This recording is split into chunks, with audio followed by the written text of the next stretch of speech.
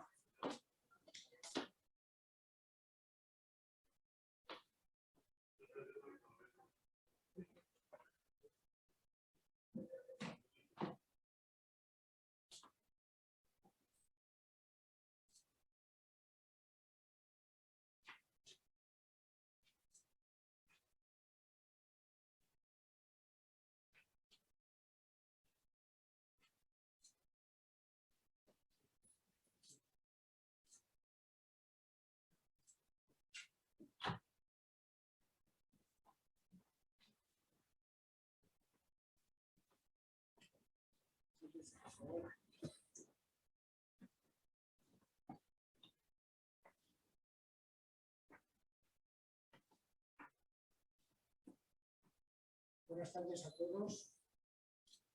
Se va a abrir el acto. La Academia de Ciencias Veterinarias de España va a celebrar la sesión pública solemne para recibir como académico de número de nuestra corporación al doctor Francisco Gil Cano. El secretario dará en pie el acta particular. Real Academia de Ciencias Veterinarias de España, Decreto 2 de 2021 de la Real Academia de Ciencias Veterinarias de España, por el que se nombra académico de número electo de esta corporación al excelentísimo señor doctor don Francisco Gil Cano, con la medalla número 37. La Junta Plenaria Extraordinaria de la Real Academia de Ciencias Veterinarias de España, celebrada el 17 de febrero de 2020, a propuesta de la Junta de Gobierno, ha tenido a bien proclamar, en virtud de sus méritos, convocado por la resolución de 3 de septiembre de 2019, Boletín Oficial del Estado número 255 de 23 de octubre de 2019, académico de número electo de esta Real Academia, al excelentísimo señor doctor don Francisco Gil Cano, al que le corresponde la medalla número 37. Para tomar posesión, el electo deberá dar lectura a su discurso de ingreso preceptivo, tras lo cual tomará posesión de su medalla y se entregará el título correspondiente, dado en Madrid a 29 de noviembre de 2021. El secretario general, Salvio Jiménez Pérez, el presidente, Arturo Ramón Anadón Navarro. Muy bien. Pues a continuación invito al excelentísimo señor doctor Juan Luis Tamargo Menéndez, el excelentísimo señor doctor don Pedro Luis Lorenzo González, para que acompañen en la sala a recipientar.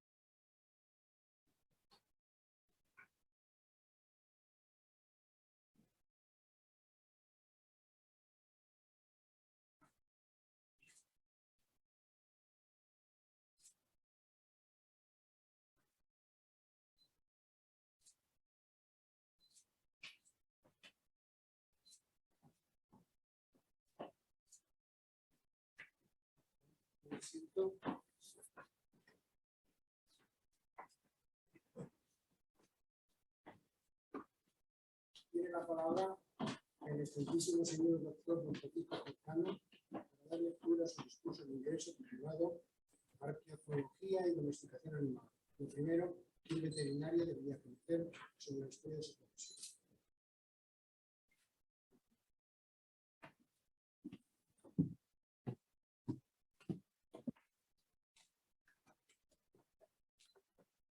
Excelentísimo señor presidente, señoras y señores académicos, distinguido público, familiares y amigos. Es un honor y una satisfacción pronunciar mi discurso de ingreso como académico de número de esta real institución. En primer lugar, quiero agradecer públicamente la confianza otorgada por los académicos participantes en la sesión plenaria que aceptó mi candidatura, y especialmente a los 3 miembros que la avalaron, los excelentísimos señores don Miguel Ángel Vives Vallés, don José Manuel Echaniz Macazaga y don Francisco Luis Dehesa Santisteban. Por otro lado, me gustaría destacar que muchos de los méritos alegados en mi currículum vitae son fruto del trabajo realizado de manera conjunta con mis compañeros de la Unidad Docente de Anatomía y Embriología Veterinaria de Murcia, a los cuales muestro desde aquí mi más sincera gratitud y reconocimiento. De manera especial quiero mencionar al profesor José María Vázquez Autón por su amistad y apoyo incondicional en los momentos más trascendentales de mi carrera profesional. Recordar también al profesor Francisco Moreno Medina, fallecido tempranamente en 2014, artífice de la puesta en marcha de la Facultad de Veterinaria en Murcia en 1982, y que confió en quien les habla para ayudarle en esa ilusionante labor, dándome la oportunidad de desempeñar mi profesión como veterinario en el ámbito de la universidad. No puedo olvidar a mi familia, especialmente a mis padres Anselmo y Pepita, a nuestra tata Julia y a mis 6 hermanos, que además de inculcarme los valores de honradez, esfuerzo y respeto hacia los demás, consintieron que pasara mi infancia y adolescencia rodeado de todo tipo de animales y permitieron que cursara la carrera de veterinaria en Córdoba, siguiendo los pasos de mi abuelo Rafael Cano Sánchez, de mi tío abuelo Francisco Gómez Sánchez y de mi bisabuelo Diego Cano López. Mi madre se sentía muy orgullosa de sus familiares veterinarios y quisiera que este acto sirviera de recuerdo y homenaje a todos ellos. También quiero recordar a mis suegros Ángel y Josefina, que desde un principio me acogieron como un miembro más de su familia. Y por último, y por ello no menos importante, nombrar a mis 2 hijos, Anselmo y Mercedes, que han seguido mi estela para perpetuar la condición de veterinario en nuestra familia, de lo que me siento muy orgulloso. Y a mi esposa Soledad, compañera fiel, que a lo largo de mis 39 años de vida profesional ha sabido estar a mi lado en los buenos y los malos momentos vividos en Murcia, lejos de nuestras respectivas familias. Sin el apoyo y cariño de todos ellos, hoy no estaría aquí. Desde que finalicé mis estudios en 1982, mi carrera profesional la he desarrollado en la Facultad de Veterinaria de Murcia, desempeñando labores docentes y de investigación en el área de anatomía y embriología. Aunque me considero anatomista veterinario, forjado bajo los preceptos de la escuela del profesor Sandoval Juárez, mi interés por la historia de la veterinaria proviene de unas jornadas organizadas a finales de los años 90 del siglo pasado por el académico y catedrático de nutrición animal, doctor don José Manuel Cid Díaz. En esas jornadas tuve la suerte de escuchar a los historiadores veterinarios, doctores Vicente Serrano Tomé, Laureano Saiz Moreno, Luis Ángel Moreno Fernández Caparrós y José Manuel Pérez García, cuyas conferencias, además de aportarme nuevos y sorprendentes conocimientos, me transmitieron la inquietud de querer saber más sobre la historia de nuestra profesión. Asimismo, establecí una relación de afecto y colaboración con el profesor Cid Díaz, que supuso la fundación y puesta en marcha de la Asociación Murciana de Historia de la Veterinaria. Además, el profesor Cid consiguió que la historia fuera incluida como asignatura optativa en el nuevo plan de estudios que por aquella época se discutía en la facultad. Y una vez organizado su programa, recayó en mí la responsabilidad de impartirlo. Así, desde el curso 2000-2001, compagino las enseñanzas de anatomía y embriología con las de historia de la veterinaria. Pero sin duda alguna, la celebración en 2005 en Murcia del 15 Congreso Nacional de Historia de la Veterinaria, cuyo comité organizador tuve el honor de presidir, marcó un punto de no retorno en mi interés por estudiar e investigar aspectos relacionados con el pasado de nuestra profesión. Interés que se vio acrecentado por el apoyo incondicional que recibí de los doctores Pérez García y Moreno Fernández Caparrós. Debo confesarles que la enseñanza de la historia de la veterinaria, muy difícil para mí en los primeros momentos, pues mis conocimientos eran escasos, se ha ido convirtiendo con el paso del tiempo en una verdadera pasión. Si hoy disponemos de información abundante, veraz y variada sobre la historia de nuestra profesión, es gracias a compañeros que han dedicado mucho tiempo extra a explorar el pasado y recuperar nuestro patrimonio histórico, lo cual resulta de gran utilidad para poder explicar los temas de la asignatura con total solvencia. Vaya, por tanto, desde aquí mi más sincero reconocimiento a todos ellos. Para concluir esta presentación, y como es preceptivo, dedico unas palabras a glosar a mi predecesor en la medalla número 37 de esta docta institución, el excelentísimo señor doctor don Enrique Ronda Laín. Desafortunadamente no tuve la oportunidad ni el privilegio de conocer al doctor Ronda, por lo que mis palabras son reflejo de comentarios y referencias vertidos por sus compañeros, familiares y amigos. Debo confesarles que me siento afortunado por ocupar una silla que perteneció a una gran persona y a un gran veterinario en todos los sentidos. Don Enrique Ronda Laín nació en Madrid en 1926 y será en esta ciudad donde curse sus estudios de veterinaria, obteniendo el título de licenciado en 1953 y 4 años más tarde el de doctor. En 1958, tras hacer una estancia en la Universidad Católica de Lovaina, regresó a Madrid, iniciando un fructífero camino hacia su especialización en alimentación y nutrición animal. Entre los años 1963 y 1978, fue fundador y director del Centro de la Asociación de Investigación para el Desarrollo de Nuevas Fuentes Proteicas y Energéticas, y desde 1972 hasta 1990 ocupó el cargo de presidente de la Sociedad Ibérica de Nutrición Animal. Tras ganar las oposiciones, consiguió el puesto de profesor veterinario del Laboratorio Municipal y posteriormente fue nombrado jefe de Sanidad y Consumo del excelentísimo Ayuntamiento de Madrid, cargo que ocupó hasta su jubilación en 1992. El doctor Enrique Ronda Laín fue un gran veterinario zootecnista y su trayectoria fue reconocida en los años 70 por las Academias de Ciencias Veterinarias de Barcelona y Valencia, y en 1974 fue nombrado comendador de la Orden del Mérito Agrícola. El 23 de octubre de 1980 tomó posesión como académico de número de esta Real Academia, pronunciando su discurso de ingreso titulado Toxinas de hongos en la alimentación animal. Desde el punto de vista humano, quienes tuvieron la suerte de conocerle destacan que don Enrique fue un hombre bueno, noble, recto e inteligente, y un ejemplo de sencillez y de humildad, siempre lleno de emoción, melancolía, respeto y gratitud hacia todos los seres queridos, amigos y maestros que le formaron en la vida y en la ciencia. El doctor Enrique Ronda Laín nos deja un legado importantísimo y en esta sección quinto espero y deseo ser un digno sucesor suyo, impulsando en la medida de lo posible el desarrollo de la historia de la veterinaria dentro de esta Real Academia. A la hora de decidir el contenido de este discurso, sentí la necesidad de presentar un tema que relacionara anatomía con historia de la veterinaria, mis dos especialidades docentes. Tras sopesar varias opciones, finalmente me decanté por arqueozoología y domesticación animal. Esta elección, como trataré de demostrar, cumple el requisito expresado anteriormente y además se sustenta en un hecho relevante. En los últimos años he tenido la oportunidad de participar en dos intervenciones arqueológicas relacionadas con la identificación y análisis de restos prehistóricos de animales domésticos. Se trata de los yacimientos de época calcolítica, Camino del Molino y calle Marsella 12, localizados en Caravaca de la Cruz y Lorca, respectivamente.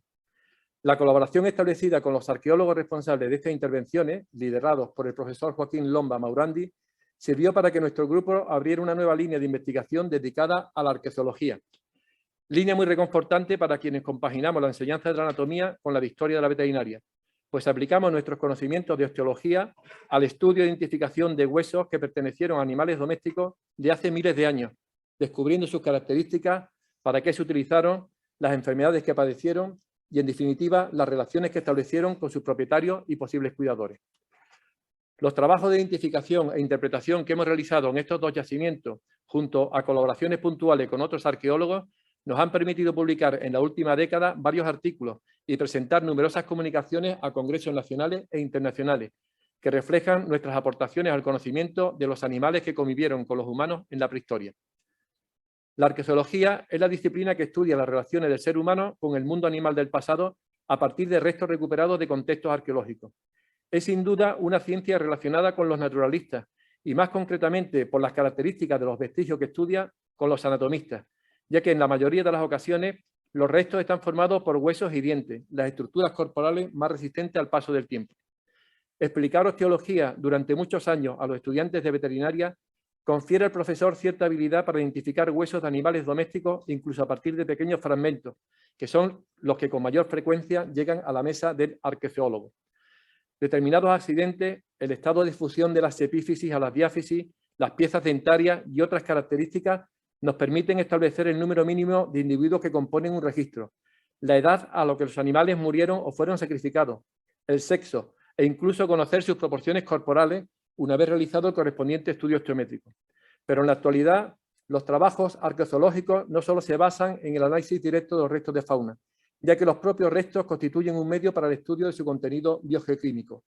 El colágeno, que forma parte de los huesos, y la biopatita, componente de la dentina y esmalte dentario, contienen isótopos estables o elementos químicos que no se descomponen con el paso del tiempo. Entre estos isótopos principales encontramos el carbono, el oxígeno, el nitrógeno y el estroncio, cuyas ratios pueden ser analizadas para obtener información de los medios y condiciones medioambientales en los que los animales domésticos prehistóricos se desenvolvieron, así como para conocer sus pautas de alimentación, reproducción y movilidad. Asimismo, de huesos y dientes se puede extraer ADN. Este ADN antiguo, aunque normalmente se encuentra fragmentado y degradado, puede ser analizado con relativa facilidad mediante la técnica de reacción en cadena de la polimerasa, la PCR. Uno de los marcadores moleculares más ampliamente utilizados ha sido el ADN mitocondrial, marcador de referencia en estudios sobre diversidad genética de mamíferos en general y sobre los procesos de domesticación en particular. Los estudios paleogenéticos permiten la identificación taxonómica y sexual de restos de difícil identificación entre especies morfológicamente similares. También posibilitan la realización de estudios filogenéticos, caracterizando grupos de población a partir de cambios en la diversidad genética, cambios que pueden reflejar fluctuaciones demográficas, proporcionando información sobre el proceso de domesticación animal, movimientos de población o el comercio de animales. Pero sin duda, de gran valor para la historia de la veterinaria son las marcas presentes en las superficies óseas, testimonios indirectos de la historia del hueso, desde el momento de la muerte del animal que proceden hasta su llegada a la mesa del arqueogeólogo o incluso más allá. Nos interesan las marcas de origen antrópico, consecuencia de las armas y útiles empleados por los humanos para dar muerte al animal o para su explotación posterior, y las marcas debidas a procesos patológicos que de forma directa o indirecta afectan al hueso y que estudiamos bajo el concepto de paleopatología. Estas alteraciones o lesiones del sistema esquelético pueden apreciarse con un simple examen visual, aunque en determinadas ocasiones deberán ser complementados mediante radiografía, tomografía computarizada o microscopía óptica y electrónica, donde los veterinarios especialistas en técnicas de imagen y patología tienen mucho que aportar. Las marcas de origen patológico son, pues, verdaderos testimonios de las diversas agresiones sufridas por el organismo durante su vida y nos permiten conocer ciertas enfermedades que padecieron los animales en el pasado. Ello podría ayudar a dilucidar las tendencias arqueológicas e históricas relativas al pastoreo, bienestar animal y aptitudes hacia los animales. En definitiva, la arqueología proporciona numerosos datos sobre los animales domésticos del pasado y nos permite descubrir aspectos relacionados con los inicios de la domesticación animal, un área de investigación que ha recibido especial atención en los últimos años y que denota una creciente actividad científica con una perspectiva multidisciplinar, donde la veterinaria no puede quedar ajena. Actualmente siguen existiendo discusiones apasionadas acerca de cómo llegó a formarse cada especie domesticada y averiguar qué ancestros salvajes o agriotipos dieron origen a estos animales, cómo, dónde, por qué y para qué se domesticaron y sus consecuencias siguen siendo aspectos de gran interés para la comunidad científica y la sociedad en general. Y, por supuesto, también lo son para la historia de la veterinaria. Con los primeros animales domésticos surgió la ganadería, estableciéndose regímenes de estabulación, reproducción y alimentación que, además de provocar cambios fenotípicos, genéticos y de comportamiento en los domesticados, favorecieron el advenimiento de nuevas patologías y de enfermedades infecciosas a escala epidémica antes nunca vistas. Sabemos con toda certeza que el primer animal domesticado fue el lobo. Concretamente, grupos de cazadores-recolectores del Paleolítico Superior fueron capaces de conseguir la transformación gradual de un grupo de lobos a perros. En palabras de Greger Larsson, uno de los mayores expertos en domesticación animal, cuando empezamos a colaborar con los lobos, comenzamos a alterar nuestra relación con la naturaleza. Los perros son, pues, lobos domesticados. De ahí que taxonómicamente ya no sean referidos como Canis familiaris, sino como Canis lupus familiaris. Los estudios tradicionales de arqueología señalan que el proceso tuvo lugar hace unos 15.000 años, coincidiendo con el final de la última glaciación. Sin embargo, estudios paleogenéticos recientes señalan que con toda probabilidad la domesticación del lobo se produjo mucho antes, hace unos 30.000 o 40.000 años, es decir, durante el periodo paleolítico. Un análisis de cráneos de cánidos con morfología intermedia entre perro y lobo, procedente de las cuevas de Goyet en Bélgica y de Rasboniquia en las montañas de Altai en Siberia, refuerzan esta hipótesis. Por otra parte, el ADN de perros prehistóricos muestra una divergencia entre los cánidos occidentales y los orientales, en torno a unos 17.500 o 23.900 años, lo que indica la existencia de al menos dos centros diferentes de domesticación durante el Pleistoceno. Se cree que uno estaba en Europa y otro en Asia. Sin embargo, los perros domesticados en Asia migraron hacia el oeste con poblaciones humanas hace unos 14.000 años, y al encontrarse con los canes europeos mezclaron su ADN con estos. No obstante, sigue habiendo dudas, porque aquellos perros no solo se cruzaban entre sí, también en ocasiones lo hacían con lobos, como sigue sucediendo en la actualidad. Por todo ello, el proceso de domesticación de esta especie sigue siendo difícil de comprender en términos de cronología, origen geográfico y recurrencia del fenómeno. A diferencia del perro, la mayoría de los animales de granja que hoy producimos fueron domesticados mucho más tarde, en el Neolítico, coincidiendo con el final de la última glaciación. Se conocen muy bien los sitios y fechas iniciales de domesticación, así como los agriotipos que dieron lugar a los principales animales de abasto. De manera general, los estudios de arqueofauna doméstica indican que las prácticas ganaderas se iniciaron hace unos 11.000 años en Oriente Próximo, región donde se ubica el Creciente Fértil, un territorio con forma de media luna que se extendía por las tierras de los actuales Egipto, Palestina, Israel, Jordania, Líbano, Siria, Irak, Kuwait, el área sureste de Turquía y el extremo occidental de Irán. En algunas de estas regiones, ejemplares de cabra bezoar, muflones salvajes, uros y jabalíes fueron capturados, amansados y seleccionados para, tras varias generaciones, dan lugar a nuestras cabras, ovejas, vacas y cerdos domésticos. También hace unos 10.000 años, en el sudeste y este de Asia y sur y norte de China, gallos rojos de la jungla iniciaron el proceso de domesticación para dar origen a nuestras populares gallinas domésticas. Estas especies de mamíferos y aves de abasto marcarían el devenir de la historia y el progreso de la humanidad, convirtiendo a los humanos en pastores y ganaderos.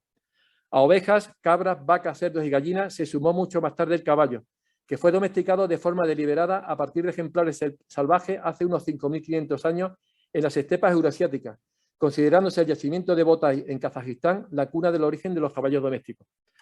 Sin embargo, un estudio paleogenético publicado en la revista Nature en octubre pasado demuestra que el origen de los caballos domésticos modernos se remonta en realidad a unos 4.200 años, a partir de una población de equinos procedentes de las estepas de Eurasia Occidental, concretamente de una región situada al norte del Cáucaso, en la Rusia actual.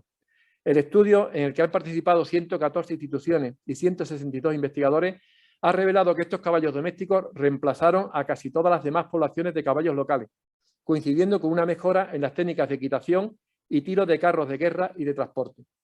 Pero los procesos de domesticación no quedaron restringidos a Oriente Próximo y Asia. De hecho, se han descrito al menos 11 regiones del Viejo y Nuevo Mundo que participaron como centros de origen independiente, abarcando regiones geográficamente aisladas. Por ejemplo, en la cordillera de los Andes, hace unos 7.000 años se domesticaron la llama y la alpaca. Y así fue como los grupos humanos, acompañados de sus animales domésticos, se fueron extendiendo por todo el planeta. En el caso de la península ibérica, sabemos que los primeros agricultores y ganaderos procedían de Oriente Próximo y que alcanzaron las costas del Mediterráneo en la primera mitad del sexto milenio antes de Cristo. Se ha comprobado que hace unos 7.500 años se introdujeron de forma simultánea en Iberia los 4 mamíferos domésticos productores de alimentos: ovejas, cabras, vacas y cerdos, siendo las ovejas y las cabras las especies dominantes. Estos 2 taxones fueron, por tanto, los principales colonizadores del proceso neolítico en la península, aunque los restos de ovejas son los más representativos en los yacimientos arqueológicos. Un motivo más para explicar y justificar por qué en el emblema de nuestros colegios profesionales figuran estos animales como representantes de la veterinaria española. Respecto al caballo, los registros arqueológicos indican que los primeros ejemplares domesticados aparecieron en nuestro país en algún momento comprendido entre el Neolítico final, el Calcolítico y la Edad del Bronce. Durante muchos años se ha discutido sobre si la península ibérica fue un foco autóctono de domesticación de esta especie. Estudios paleogenéticos recientes parecen descartar esta hipótesis, aunque es probable que las yeguas salvajes existentes contribuyeran a conformar las poblaciones domésticas actuales. La domesticación trajo numerosas consecuencias y repercusiones, tanto para los domesticados como para los domesticadores, y provocó un cambio irreversible en nuestro modo de vida y el más importante en la historia de la humanidad. Desde el punto de vista de la historia de la veterinaria, una de las repercusiones de mayor calado fue el advenimiento de enfermedades infecciosas que causaron gran mortalidad, tanto en animales como en seres humanos. En el caso de los animales, las infecciones dentro de los rebaños salvajes probablemente solo existían en formas leves o relativamente inofensivas. Sin embargo, es muy posible que animales silvestres afectados por enfermedades infecciosas fueran capturados y llevados a vivir con los humanos, y que algunos de los microorganismos relativamente inocuos adquirieran un carácter mucho más mortal y virulento. Con poca o ninguna inmunidad contra ellos, el contacto inicial con nuevos organismos patógenos probablemente fue catastrófico para los primeros domesticadores y domesticados. Por otra parte, la domesticación propició el asentamiento permanente de grupos humanos, que posteriormente formaron aldeas, pueblos y ciudades. Esto cambió por completo su modo de vida y se estableció una íntima relación entre humanos y animales, donde numerosos microorganismos causantes de enfermedades, bajo ciertas circunstancias, pudieron florecer y transferirse entre unos y otros en una escala inimaginable. La proximidad a basureros y excrementos albergaron gérmenes productores de enfermedades y resultaron ser potencialmente más devastadores que cualquiera de los animales feroces a los que los humanos se habían enfrentado durante su periodo como cazadores-recolectores. Las enfermedades infecciosas fueron, por tanto, un azote para las primeras sociedades agrícolas y ganaderas. La transmisión de enfermedades de animales a humanos, las temidas zoonosis, se vio favorecida no solo por esta íntima relación, también por el consumo de productos infectados o contaminados provenientes de estos animales. Fue el historiador William McNair quien propuso que el intercambio de infecciones aumenta con el grado de intimidad que prevalece entre el hombre y el animal, y que desde el amanecer del agrarismo en adelante la enfermedad y la civilización se volverían inseparables. Un estudio reciente indica que las especies domesticadas son responsables de la mitad de zoonosis vírica, ya que pueden transmitir una media de 19,3 virus frente a los 0,23 de media que proceden de animales salvajes. Y concretamente, los cerdos, seguidos de las vacas, caballos, ovejas y perros, son los animales que más virus han transmitido a los humanos. Resulta bastante irónico pensar que el propio éxito evolutivo de la humanidad y el dominio del medio ambiente fue el que nos dejó al descubierto ante los nuevos enemigos microscópicos. Pero a lo largo de la historia, pastores y ganaderos han mostrado afecto por sus animales y han cuidado de ellos. Por esta razón, para muchos investigadores, la domesticación animal fue el origen de una veterinaria informal, la etnoveterinaria, o como algunos prefieren decir, de la aparición de un régimen veterinario. Conocemos la existencia de médicos animales hace unos 4.000 años gracias a los testimonios escritos que aparecen reflejados en el sello rodado de Lagasse, el papiro de Laún o el código de Hammurabi. Durante mucho tiempo se especuló sobre la existencia de estos médicos de animales en los inicios de la domesticación. Afortunadamente, hoy día esas especulaciones han dado paso a la realidad. Ya contamos con trabajos científicos que confirman cómo individuos de nuestra especie se preocuparon por sanar las dolencias de los primeros animales domésticos, en pleno Neolítico o incluso en el Paleolítico tardío. Se trataría, por tanto, de los primeros veterinarios o de la existencia de veterinarios en la prehistoria, siempre entrecomillado. El registro más antiguo lo encontramos en un trabajo publicado en 2018, donde se explica que hace 14.200 años, a finales del Paleolítico, un perro gravemente enfermo sobrevivió al menos durante 8 semanas, gracias al cuidado de los humanos. Se trata de uno de los perros encontrados en la tumba de Oberkassel, descubierta en 1914 en un suburbio de Bonn, Alemania. La tumba contenía los esqueletos de un hombre mayor de unos 40 años y de una mujer más joven de unos 25, además de restos incompletos de 2 perros, un adulto y uno joven. Hasta la fecha, es la sepultura más antigua conocida que incluye a perros enterrados posiblemente junto a sus dueños. Según los autores del trabajo, el perro más joven tenía unas 28 semanas de edad cuando murió. Un análisis exhaustivo de sus dientes mostró signos de hipoplasia horizontal del esmalte, agenesia, atrición, abrasión y enfermedad periodontal grave. Lesiones que, tras un diagnóstico diferencial, los investigadores atribuyen a una deficiencia relacionada por una infección causada por moquillo canino, enfermedad que pudo contraer este animal a las 19 semanas de edad. Por lo tanto, el animal habría estado gravemente enfermo durante 6 semanas o más antes de su muerte, sugiriéndose que el cachorro recibió cuidados especiales por parte de los humanos, sobre todo para mantenerlo caliente, limpio y con un aporte particular de agua y comida. Así consiguieron alargar su vida, a pesar de que el animal no tuviera utilidad alguna. Por todo ello, los autores de esta investigación plantean la hipótesis de que el cuidado y apoyo inferido a este perro pudo deberse a la compasión o empatía, sin expectativa alguna de beneficios recíprocos, y consideran que al menos algunos humanos del Pleistoceno superior, hace más de 14.000 años, consideraron a los perros no solo desde el punto de vista material, sino que crearon vínculos emocionales y afectivos con ellos. También disponemos de registros que muestran el cuidado y atención que recibieron los animales de granja. En 2014, un artículo describía el posible tratamiento que hace 8.500 años recibió una cabra con fractura diafisiaria compleja de metatarso en pleno Neolítico. Los restos de este animal fueron descubiertos en Jarmo, Irak. Este lugar, situado en el creciente fértil, presenta una orografía susceptible de provocar este tipo de fracturas, que condicionaría seriamente la movilidad del animal y que podría haber limitado su capacidad para alimentarse debido a las fuerzas que ejercen y soportan los miembros pelvianos durante el ramoneo. Según el autor del trabajo, aunque no se puede demostrar que el pie fuera entablillado, la alineación que presentaban los extremos fracturados parece indicar que el animal fue cuidado, protegido o confinado para conseguir su curación. Todo ello demostraría la decisión consciente de los pastores neolíticos de no sacrificar inmediatamente a este animal, prácticamente inútil, brindándole la atención necesaria para su recuperación, demostrándose también así la existencia de vínculos más personales o emocionales entre los humanos y sus animales de granja en esta época prehistórica. También en 2018, un estudio sugiere que la primera intervención quirúrgica veterinaria de la historia fue realizada hace 5.000 años a una vaca encontrada en el yacimiento neolítico de Champ-Durand, en Francia. El cráneo de este animal presentaba un orificio localizado en el hueso frontal derecho. Tras un minucioso estudio paleopatológico usando tomografía computerizada y microscopía electrónica, se ha demostrado que dicho orificio fue realizado con las mismas técnicas empleadas durante el Neolítico en la trepanación de cráneos humanos. Según los autores del estudio, si la cirugía craneal se practicó en una etapa premortem o perimortem, se podría argumentar una intervención quirúrgica llevada a cabo para salvar la vida del animal, aunque no está claro cuál sería el interés por salvar una vaca destinada principalmente al consumo de su carne. Los investigadores han descartado que la intervención se realizara como parte de un ritual y consideran posible que la cirugía craneal se ejecutara con animal recién muerto. En este último caso, la trepanación sugeriría un perfeccionamiento de las técnicas de cirugía craneal en animales domésticos antes de intervenir quirúrgicamente a los humanos.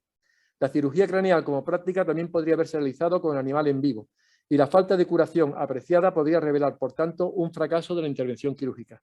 En definitiva, los autores de esta interesante investigación paleopatológica concluyen que si la cirugía craneal se realizó para salvar al animal, el yacimiento de Cham-Durán proporciona la evidencia más temprana de una intervención quirúrgica veterinaria. Alternativamente, si la operación se usó para practicar la técnica de trepanación en humanos, la vaca de este yacimiento de más de 5.000 años de antigüedad proporcionaría la evidencia más temprana sobre experimentación quirúrgica animal. Un último ejemplo de atención clínica veterinaria en época prehistórica lo encontramos en un trabajo realizado en 2018, donde se refieren intervenciones odontológicas practicadas a 2 caballos en las estepas de Mongolia hace más de 3.000 años, durante el Bronce final, un periodo vinculado a las primeras evidencias tanto de equitación como de pastoreo especializado en équidos en el noreste de Eurasia. En ambos especímenes, las marcas halladas en dientes incisivos de ciguos parecen demostrar un procedimiento de extracción consistente en cortar la corona del diente directamente desde el exterior de la boca, presumiblemente con un instrumento de piedra.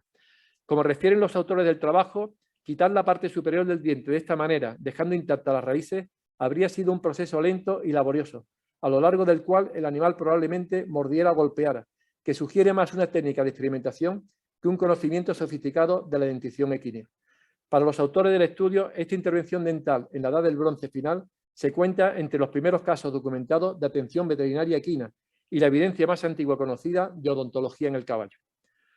Todos estos trabajos, donde la participación de veterinarios clínicos ha sido fundamental para la correcta interpretación de las lesiones encontradas y el consiguiente diagnóstico diferencial, confirman afecto y atención médica a los animales domésticos en época prehistórica. Y quizás sea ahora el momento de preguntarnos quiénes fueron las personas que atendieron a estos animales enfermos o desvalidos.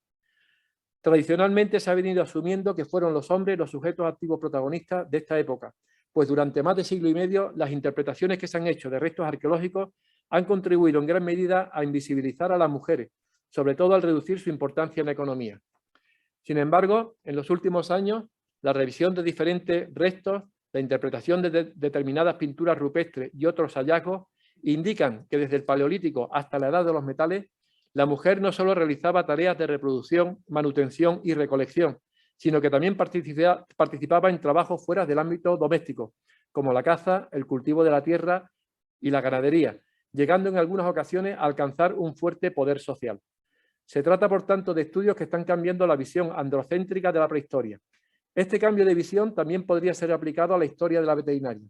En 1994, en una jornada científica, el historiador veterinario Jaume Camps i Rabadà ya advertía que no fue el hombre cazador, sino la mujer recolectora la encargada de asumir el proceso de amansamiento y domesticación del lobo para convertirlo en perro. Algunas teorías apuntan a la captura del lobezno y crías de otras especies que eran amamantadas por mujeres que habían perdido el hijo, con el fin de paliar el dolor que sufrían sus glándulas mamarias, y que el instinto maternal propio de la mujer se reflejaría en un sentimiento de protección hacia estos cachorros, que posteriormente serían incorporados al proceso de domesticación. La intervención de la mujer en la domesticación de plantas y animales también se ha puesto de manifiesto en un trabajo publicado por la investigadora Carmen Olavia, que analizó pinturas rupestres de época pospaleolítica de entre 11.000 y 7.000 años de antigüedad. Los análisis efectuados concluyen que las mujeres fueron las primeras domesticadoras de animales desde el Mesolítico. En la península ibérica sirven de ejemplo pinturas rupestres que muestran mujeres pastoreando cabras y vacas en cuevas y abrigos localizados en el arco mediterráneo. Los testimonios del arte rupestre también ofrecen evidencia de la explotación de las plantas, siempre realizada por las mujeres, que se dedicaban tanto al vareo para recoger los frutos forestales como a la recolección de plantas medicinales, plantas comestibles y horticultura. Podríamos preguntarnos si alguna de estas mujeres pastoras ganaderas, conocedoras de las propiedades curativas de las plantas y que mostraban afecto y protección hacia los cachorros de animales silvestres, habrían sido las encargadas en ciertos casos de tratar o atender a los animales heridos o enfermos en épocas prehistóricas. Me gusta pensar que así fue. En otros periodos históricos, como la Edad Media, contamos con importantes referentes femeninos, como la monja Hildegarda de Bingen, auténtica experta en el arte de curar tanto a personas como a animales, lo que me lleva a una reflexión que hago a mis estudiantes. Cuando explicamos la historia de nuestra profesión, incidimos en que la veterinaria fue durante muchos siglos una profesión exclusiva de los hombres. La mujer se fue incorporando de manera tímida y lenta desde principios del siglo XX y no siempre fueron bien recibidas. Sin embargo, también resaltamos que durante los últimos 30 años la matriculación de alumnas en veterinaria se ha incrementado considerablemente, hasta tal punto que hoy el 75-80% de estudiantes matriculados en nuestras facultades son mujeres. En muy pocos años, ellas serán las responsables de ocupar los puestos directivos más importantes de la profesión. Y al igual que está sucediendo en medicina humana, la veterinaria será una profesión casi exclusiva de mujeres, siendo escaso el porcentaje de hombres que la ejercen. La reflexión que hago a mis alumnos es que efectivamente hoy día la mujer es la protagonista de los estudios de veterinaria y que próximamente, si no lo es ya, lo será de la profesión. Y como la historia se repite, ¿no estará la mujer recuperando el papel protagonista que quizás tuvo en el origen de la domesticación y, por tanto, de la veterinaria? No lo sabemos, pero puedo asegurarle que este es uno de los debates que más simpatía despierta entre mis alumnas. Como comenté al inicio de este discurso, durante los últimos años he tenido la oportunidad de adentrarme en el fascinante mundo de la arqueología. Junto a algunos de mis compañeros he pasado muchas horas en nuestro museo anatómico, tratando de identificar miles de restos pertenecientes a unos animales que convivieron con los humanos de la región de Murcia en el Calcolítico, hace más de 4.000 años. El Calcolítico o Edad del Cobre es una época muy interesante para la historia de la veterinaria, ya que la ganadería está ampliamente extendida y se explotan todos los mamíferos domésticos. Tener la oportunidad de identificar huesos de animales prehistóricos, analizando con detalle sus características morfológicas y osteométricas, nos permite reconstruir su pasado, o lo que es mejor, descubrir sus historias. Expondré a continuación algunos de los hallazgos más relevantes de los restos analizados en uno de estos yacimientos, concretamente en Camino del Molino. Este yacimiento recibe el nombre de un paraje situado en la parte suroriental de Caravaca de la Cruz, Murcia. En diciembre de 2007, la remoción del terreno para la construcción de unas viviendas puso al descubierto una fosa que albergaba miles de restos humanos acompañados por otros tantos de diversas especies domésticas, principalmente perros. Dataciones radiocarbónicas confirmaron que la tumba fue empleada de manera continuada y constante durante unos 400 años, hace unos 4.000 años en la fase final del Calcolítico y antes del comienzo de la Edad del Bronce. Respecto a los restos humanos, se ha estimado que pertenecían a 1.336 individuos, representados por hombres, mujeres y niños. Como señala el profesor Lomba Maurandi, esta cifra no tiene precedente en la prehistoria europea, lo que convierte el Camino del Molino en un yacimiento excepcional. Los datos hasta ahora evaluados indican que se trataba de una comunidad de mediano tamaño, que vivía en un poblado descubierto unos años antes, distante unos 400 metros del lugar y conocido como Molinos de Papel. Los estudios paleopatológicos dirigidos por la doctora María Haber han demostrado que, aunque los índices de endogamia eran elevados, los individuos allí enterrados murieron de acuerdo con el ritmo natural de defunción. Lesiones encontradas en la columna vertebral junto a numerosas entesopatías, es decir, alteraciones a nivel de inserciones de tendones y ligamentos, señalan que esta población realizaba actividades muy relacionadas con las prácticas agrícolas y ganaderas. Poco a poco se van conociendo las características de los pobladores humanos, pero ¿qué sabemos de sus animales domésticos? Una vez que nuestro equipo dispuso de los restos recuperados, empezamos con la fatigable tarea de proceder a su identificación y análisis. En un estudio preliminar identificamos 1.993 huesos completos fragmentados, de los cuales 1.780 pertenecían a cánidos, principalmente perros.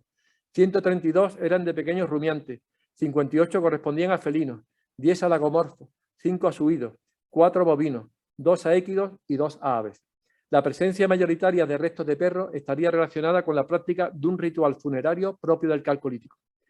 De hecho, la interpretación más corriente de las deposiciones de cánidos, enteros o parciales, en contextos funerarios, se basa en que estos corresponden a sacrificios realizados en ocasión de la muerte de una determinada persona, posiblemente su dueño. Se ha señalado además que la utilización del perro como acompañamiento de los difuntos es simbólicamente una persecución en el más allá de su función de protector y guía desempeñada en vida. Esta hipótesis se vio avalada por la ausencia en los huesos de marcas antrópicas que indicaban un sacrificio sin ánimo de obtener la piel o la carne de estos animales. En este sentido, conviene recordar que el perro fue empleado también como fuente de recursos y que su consumo por parte del hombre ha sido referido durante el Neolítico, la Edad del Bronce y la Edad del Hierro, tanto en la península ibérica como en otros territorios europeos. Este consumo se atribuye a causas culturales o un periodo de hambruna debido a mermas ocasionales en las especies cazadas o domesticadas.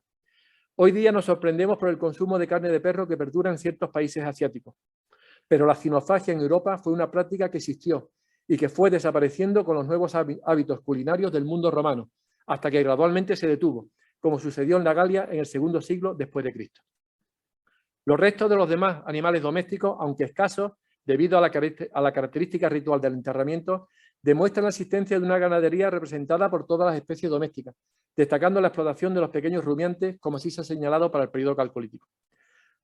Los resultados de nuestro estudio preliminar sirvieron para establecer un acuerdo de colaboración con el Laboratorio de Arqueozoología de la Universidad Autónoma de Barcelona, dirigido por la doctora María Sáñez Seguí, cediendo temporalmente los restos de cánidos con el fin de realizar un estudio mucho más exhaustivo, que fue incluido como parte fundamental de la tesis doctoral presentada en 2016 por Valentina Catañano. De esta forma se consiguieron identificar 3.108 huesos correspondientes a 1.895 elementos anatómicos, que formaban parte de 51 individuos, y aunque predominaban los animales adultos, el conjunto estaba representado por ejemplares distribuidos en todos los rangos de edad, desde infantil a senil. El estudio osteométrico y biométrico reveló una amplia variedad de tamaños, con alzada a la cruz que oscilaban entre los 33 y los 75 centímetros. Ello permitió agrupar a estos cánidos en 5 morfotipos distintos, desde perros pequeños a muy grandes. Aunque en el conjunto predominaban los perros de tamaño mediano, eumétricos y mesomorfos, la presencia de individuos pequeños y grandes indica una diversificación de la especie. Este hecho demuestra que ya en el Calcolítico, mucho antes de lo que se pensaba, los seres humanos realizaban importantes presiones selectivas, con el fin de obtener perros de unas determinadas características morfológicas orientadas a tareas de ayudante en la caza, pastoreo, vigilancia, guarda, defensa o simplemente como animal de compañía. Por otra parte, se pudo determinar también que 3 ejemplares de alzada superior a 65 centímetros eran lobos, es decir, Canis lupus, uno de ellos comprobado mediante estudios genéticos. Resaltar que la presencia de lobos acompañando a los inhumados es una evidencia arqueológica sin precedentes, que abre la puerta a nuevas interpretaciones sobre la utilización de los cánidos como acompañantes de los difuntos. Respecto a patologías presentes en la población canina de Camino del Molino, nuestros estudios han revelado que se trata por lo general de animales sanos, aunque destacan algunas anomalías dentarias, como hipoplasias o agenesias, atribuibles al proceso de domesticación, y otras que afectan a determinadas partes del esqueleto. Así, en el esqueleto postcraneal del perro siglado como Cemol 14, perteneciente al morfotipo mediano grande, describimos la presencia de un gran callo óseo formado a nivel del extremo proximal de la tibia peroné del miembro derecho. Dicho callo se habría formado a raíz de una fractura antemortem y completamente osificada, que con mucha probabilidad produjo un acortamiento del miembro en vida. Esto debió provocarle dolor y notables limitaciones en el desempeño de sus funciones locomotoras, pero a pesar de todo, el animal sobrevivió mucho tiempo después de producida la lesión. De hecho, es el individuo de mayor edad de todos los estudiados. Hemos realizado un estudio de esta fractura mediante tomografía computarizada y aunque comprobamos que no se produjo una reducción y alineación perfecta entre los extremos fracturados de los huesos, el callo óseo, muy bien formado, podría indicar que el animal recibió por parte de los humanos algún cuidado o tratamiento que le ayudaron a superar la lesión. A ello se añade que una vez fallecido, el perro fue enterrado completo y colocado en decúbito lateral derecho, posiblemente junto a algún cadáver, su propietario o persona significada del poblado. Sin embargo, el uso continuado de la fosa durante cientos de años produjo remociones constantes que descolocaron los esqueletos humanos, por lo que desafortunadamente no hemos podido asignarle un dueño. Todo esto nos llevó a formular la hipótesis de que los pobladores de este yacimiento calcolítico mostraron afecto, aprecio y consideración social por algunos de sus animales y que muy probablemente se preocupaban por sus dolencias. Cuando formulamos esta hipótesis en el Congreso Mundial de Historia de la Veterinaria celebrado en Viena en 2016, lo hicimos de manera muy prudente y con ciertos reparos, pero el trabajo publicado en 2018 sobre el perro afectado de moquillo y cuidado hace 14.000 años parece habernos dado la razón. Por otra parte, este perro era uno de los ejemplares más completos y mejor conservados, por lo que se han podido recuperar de manera íntegra gran parte de sus huesos. Ello nos ha permitido la reconstrucción parcial de su esqueleto, el cual conservamos en nuestro museo con el nombre de Fíbula, la mascota del Calcolítico, como así reflejó la prensa cuando lo dimos a conocer en 2013. Su popularidad lo ha llevado a ser la estrella invitada en la inauguración de los Museos de Historia de la Veterinaria creados por los ilustres colegios de Almería y Badajoz, levantando siempre una gran expectación. En definitiva, el elevado número de cánidos encontrados y el buen estado de conservación de sus huesos ha convertido a Camino del Molino en un yacimiento también excepcional para la historia de la veterinaria. Gracias a los trabajos realizados y a los que estamos acometiendo en la actualidad en este y otros yacimientos, vamos conociendo con detalle las particularidades más relevantes de los animales domésticos que convivieron con los humanos del sureste de la península ibérica hace más de 4.000 años. Para concluir, me gustaría hacer una serie de consideraciones finales. A lo largo del discurso he tratado de poner en valor las aportaciones de la arqueozoología al conocimiento del origen de nuestra profesión y al enriquecimiento que los contextos arqueológicos adquieren con la participación de especialistas veterinarios. Las investigaciones sobre domesticación requieren un enfoque multidisciplinar y transdisciplinar que combine la genética, la biología evolutiva, la ecología y la antropología en formas que prometan nuevos y emocionantes conocimientos sobre la coevolución de los sistemas humanos y naturales. Y no debemos menospreciar lo que las ciencias veterinarias pueden aportar a esta temática. Durante mucho tiempo, la veterinaria española ha sido ajena a la arqueología. Afortunadamente, en los últimos años todo apunta a que los veterinarios nos interesamos más por estos temas o a que los arqueólogos sienten la necesidad de recurrir a nuestro especialista para complementar su registro. Sirva de ejemplo el equipo multidisciplinar que se está encargando de estudiar los restos de 50 équidos encontrados en el yacimiento tartésico Casas del Turuñuelo, en Guareña, Badajoz, donde participan veterinarios especialistas de diferentes disciplinas. En este último año, nuestro grupo de anatomía también ha realizado el informe de restos de fauna doméstica hallados en un yacimiento de la Edad Media, concretamente del siglo X, en el centro urbano de Murcia, y cuyos primeros resultados esperamos publicar próximamente. Por otra parte, hemos comprobado que los animales domésticos han jugado un papel clave en la sociedad, evolucionando junto a las personas, desde el Paleolítico hasta hoy. Los restos de estos animales suelen salir a la luz en cantidades sustanciales durante las excavaciones arqueológicas y, como tal, ofrecen información confiable sobre cómo los humanos han interactuado con sus entornos y entre sí. Como hemos podido ver, las interacciones entre humanos y animales son de gran interés en la reconstrucción de las culturas antiguas y sirven para profundizar en el origen de la veterinaria. Darwin, en su monumental obra sobre el origen de las especies, auguró que el origen de nuestros animales domésticos probablemente permanecería para siempre dudoso. Sin embargo, la geobioquímica y la paleogenética están aportando nuevos datos y corrigiendo muchos otros que parecían inamovibles acerca del origen y evolución de los animales domésticos, que afortunadamente descartan el augurio del científico victoriano y nos obligan a estar al día en estos nuevos descubrimientos. La domesticación sigue siendo, por tanto, un área de investigación vibrante en biología y arqueología, 162 años después del trabajo fundamental de Darwin, y la próxima década sin duda generará respuestas satisfactorias y quizás definitivas a una amplia gama de preguntas pendientes.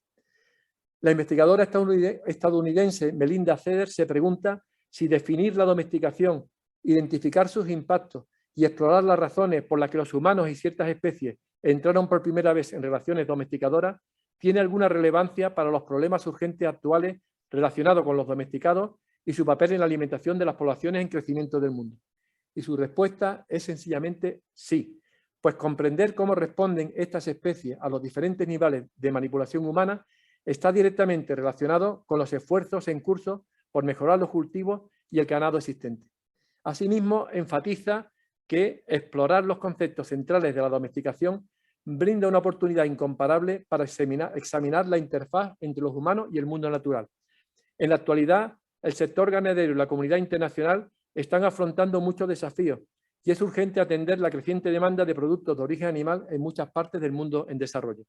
Para ello será crucial una vez más el trabajo de los veterinarios en la mejora de la producción de las razas domésticas, sin descuidar su bienestar y siendo más respetuosos con el medio ambiente. En un informe publicado por la FAO en 2007, se señala que desde un punto de vista histórico, esclarecer el origen y la distribución de la diversidad del ganado es vital para su utilización actual y para su conservación a largo plazo. Y como indica la profesora y divulgadora científica Alice Robert, conocer mejor las historias de nuestra especie domesticada nos ayudará a hacer planes de futuro. Finalmente, me gustaría comentar que en 2006 tuve la oportunidad de asistir al 37 Congreso Internacional de la Asociación Mundial de Historia de Medicina Veterinaria celebrado en León. Entre los ponentes participaba el profesor Peter Colmes, presidente de dicha asociación, quien pronunció una interesante ponencia titulada «Lo que un veterinario debería conocer sobre la historia de su profesión». El profesor Colmes, tras realizar una serie de consideraciones historiográficas basadas en su dilatada experiencia, finalizaba su intervención proponiendo 8 temas o aspectos fundamentales que no deberían faltar en los programas o libros relacionados con la historia de la veterinaria, donde la arqueología y domesticación de los animales figuraba en primer lugar. Como profesor responsable de impartir docencia en historia de la veterinaria, he seguido su propuesta y en este discurso he tratado de hacer ver que arqueología y domesticación animal son efectivamente los primeros temas que un veterinario debería conocer sobre la historia de su profesión. Espero haberlo conseguido. Muchas gracias, he dicho.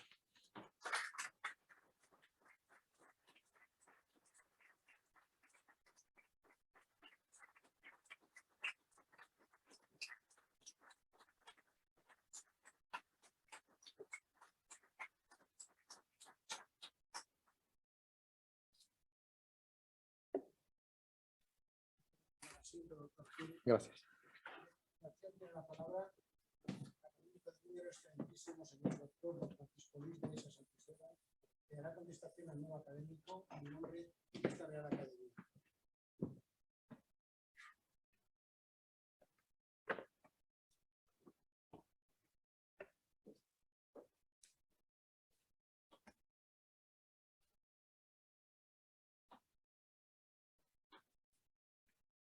Excelentísimo señor presidente de la Real Academia de Ciencias Veterinarias de España, señoras y señores académicos, distinguido público, amigos y amigas, es para mí un honor acceder a esta tribuna para oficiar el recibimiento a un nuevo académico de número, el excelentísimo señor profesor don Francisco Gil Cano, una persona importante en la veterinaria universitaria española. Conozco al profesor Gil Cano desde hace años, gracias a nuestra común pasión por la historia de nuestra profesión. En el marco de los congresos de historia de la veterinaria que se vienen celebrando desde la década de los 90 del pasado siglo, Francisco Gil Cano apareció ya a principios del siglo XXI con discreción, pero haciéndose un imprescindible por el interés y calidad de sus aportaciones. En ese contexto nos hemos relacionado, sin grandes aspavientos, pero experimentando la empatía que genera el compartir intereses intelectuales. Me veo obligado, por tanto, a mostrar mi alegría por mi designación para leer este discurso de contestación. Se lo agradezco profundamente a esta institución y, como no, a su presidente, profesor Anadón, pero especialmente a la presidenta de la sección quinta de Historia de la Veterinaria, doctora Mañé, y al resto de académicos de la sección. Soy consciente de que la austeridad de mi palabra no está a la altura de los méritos del profesor Gil Cano, pero aún así me siento muy honrado por este encargo tan especial. Intentaré en mi breve intervención glosar los méritos del recipiendario, de cuyos conocimientos y virtudes académicas el discurso que hemos tenido el placer de escuchar es una buena muestra. Recogeré en mi alocución notas biográficas, referencias a su trayectoria académica e investigadora y una mención especial a su relación con la historia de la veterinaria y, por supuesto, al discurso que nos ha brindado. Nació el profesor Gil Cano en Jerez de la Frontera, ciudad próxima a la antigua Astarregia, y allí experimentó sus vivencias infantiles y juveniles, incluida la formación académica preuniversitaria, hasta su traslado a Córdoba para cursar los estudios de veterinaria en la Facultad de la ciudad califal. Seguía así una larga tradición familiar que nos podría remontar más de 100 años atrás para encontrar ya los pasos de alguno de sus antepasados en las aulas de una escuela de veterinaria. Por cierto, que esa tradición tiene ya asegurada su continuidad al menos una generación más, como ya él mismo nos ha indicado. Obtuvo la licenciatura en junio de 1982 y meses más tarde, y de la mano del añorado profesor Francisco Moreno Medina, se embarcó en una apasionante aventura profesional en la recién creada Facultad de Veterinaria de Murcia, donde ya aparece como profesor encargado de curso en diciembre de aquel mismo año 1982. Aquel corto viaje de Córdoba a Murcia supuso para él una apuesta por una fructífera carrera profesional en la que su ingreso hoy en esta Real Academia no es sino un paso más, que sin duda satisface sus deseos y que va a contribuir a darle más brillo, si cabe, a esta real institución. El profesor Gil Cano obtuvo el doctorado en la Universidad de Murcia en julio de 1986 y a partir de ahí recorrió en la propia Universidad Murciana los pasos preceptivos de la senda académica hacia su consolidación profesional, lo que logró en 1989 al ser nombrado profesor titular de universidad. En abril de 2006 accedió brillantemente al puesto de catedrático de universidad en el área de conocimiento de anatomía y embriología, puesto en el que continúa en la actualidad. Su carrera es la muestra de un universitario que ha dedicado su vida al estudio, la enseñanza y la investigación en pos de la excelencia y de la innovación constante. Durante su ya prolongada carrera universitaria ha participado en una cincuentena de proyectos de investigación, en 7 de ellos como investigador principal. Ha firmado casi 200 publicaciones científicas de todo tipo y participado en más de 250 aportaciones a congresos nacionales e internacionales, habiendo sido reconocido en varios de ellos como autor de la mejor comunicación científica. Ha dirigido 22 tesis doctorales con máximas calificaciones. En estos momentos está dirigiendo una tesis sobre la caracterización de la fauna doméstica en la región de Murcia a partir del estudio morfológico y osteométrico de restos procedentes de yacimientos prehistóricos. Más allá de su ejercicio de la docencia, el propio recipiendario nos indica con claridad los 4 ejes en los que se fundamenta su actividad investigadora. El estudio e investigación en el campo de las técnicas histoquímicas aplicadas al músculo esquelético. La aplicación de técnicas anatómicas al diagnóstico por imagen en veterinaria. La museología y colecciones anatómicas, con especial protagonismo de las técnicas de plastinación, como expresión de su apuesta por la innovación de los recursos para la enseñanza en veterinaria. La arqueozoología, o sea, el estudio de la fauna doméstica a partir de restos óseos procedentes de yacimientos arqueológicos.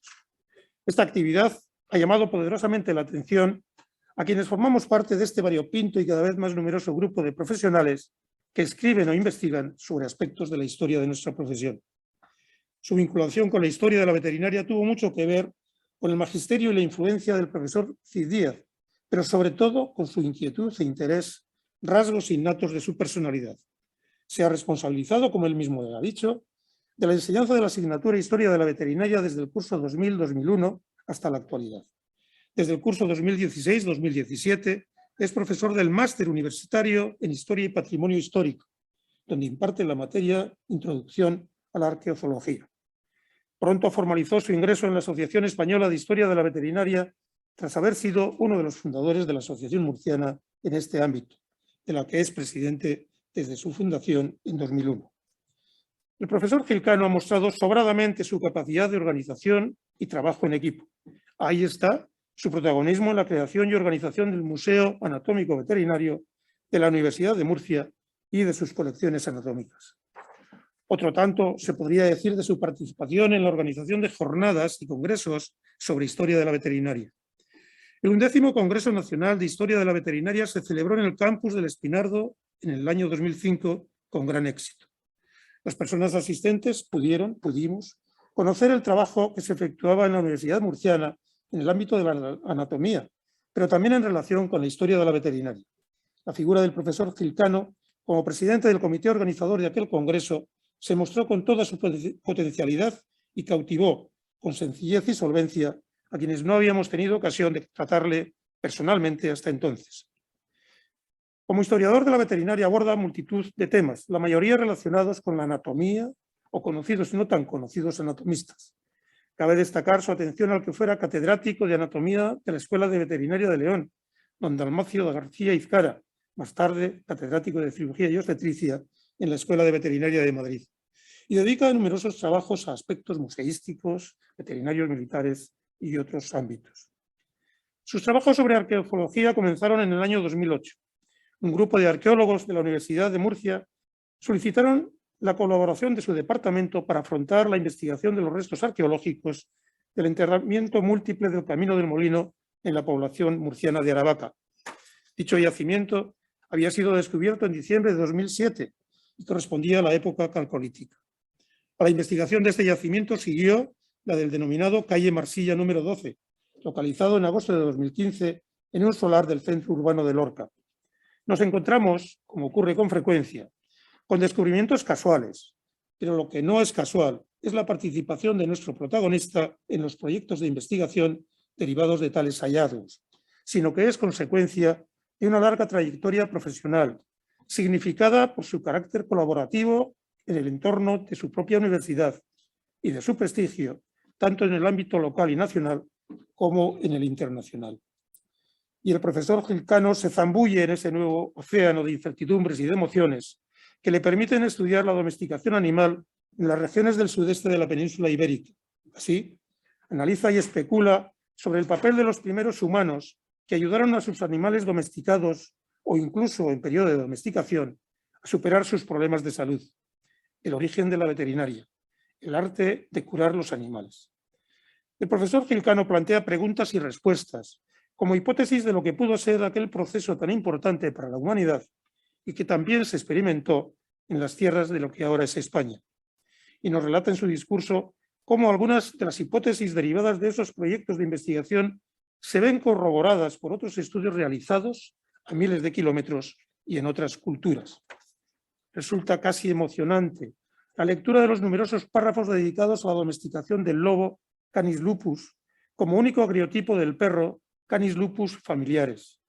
Es, asimismo, significativo de su amplia visión haber dado cabida en su discurso a la perspectiva crítica con que el proceso de la domesticación es analizado por algunos autores, dadas las consecuencias negativas de orden sanitario y de organización social que se derivan de la emergencia de las culturas neolíticas. Cabe resaltar, por otra parte, su apuesta por analizar el papel de la mujer en el proceso de la domesticación y de la propia aparición de la veterinaria. Sus trabajos en relación con la domesticación animal han sido presentados en numerosos congresos nacionales e internacionales donde han tenido gran aceptación. El discurso del profesor Gil Cano es, por supuesto, un ensayo sobre un periodo muy concreto de la evolución humana y de su relación con el mundo animal. Yo me atrevería a decir que, sin desmerecer su calidad científica, es un trabajo con gran pozo literario. Leyéndolo, he entendido una vez más aquella expresión del poeta Pablo Neruda, cuando afirmaba que antes de que existiera la escritura y la imprenta, ya existía la poesía. Yo les recomiendo que, tras haber disfrutado del discurso, lean íntegramente la versión escrita que gentilmente nos ha facilitado el recipiendario, porque no se van a arrepentir. Con estos antecedentes, no es de extrañar que los académicos de número de la sección quinta de esta Real Academia animáramos al profesor Gil Cano a intentar su ingreso en la misma para acceder, como académico de número, a la medalla número 37 de la sección quinta de Historia de la Veterinaria. El proceso culmina hoy, felizmente para el recipiendario, y también para quienes vamos a disfrutar de su sabiduría en un futuro que ya está aquí. Por todo ello, en nombre de la Real Academia de Ciencias Veterinarias de España, de su presidente y de sus académicos y académicas, le doy la bienvenida a esta institución que cuenta con su participación para escribir nuevos capítulos de la historia de la veterinaria. He dicho.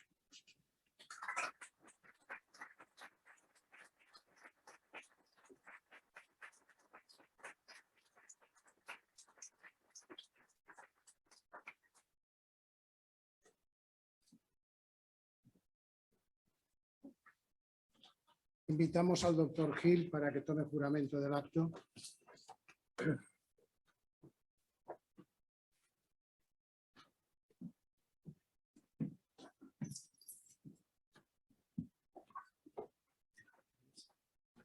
Como quieras. Debes leer, aquí debes elegir entre juro o prometo. Vale. Yo, Francisco Gil Cano, doctor en veterinaria por la Universidad de Murcia, juro acatar el estatuto vigente de la Real Academia de Ciencias Veterinarias de España en virtud de mi nombramiento como académico de número con la medalla número 37, dando testimonio de ello mediante la firma rubricada que estampo junto a la del señor presidente y a la del señor secretario general en el documento de la toma de posesión. Madrid, a 29 de noviembre de 2021.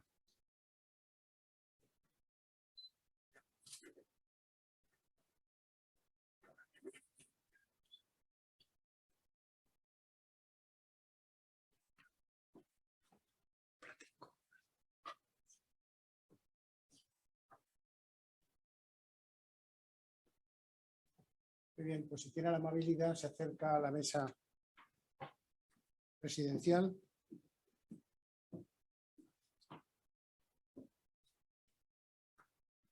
En nombre de Su Majestad el Rey de España le impongo la medalla número 37 que le corresponde y a su elección ocupará la plaza de la sección quinta de Historia, de Ontología, Bioética y Legislación.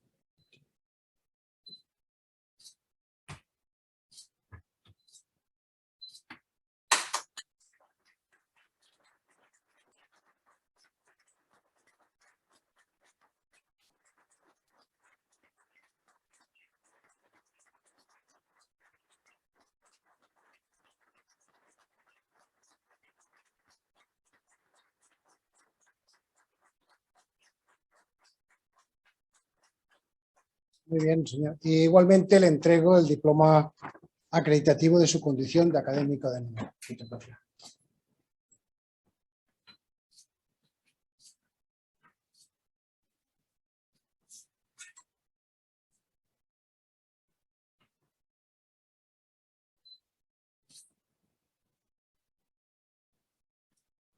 Muchísimas gracias.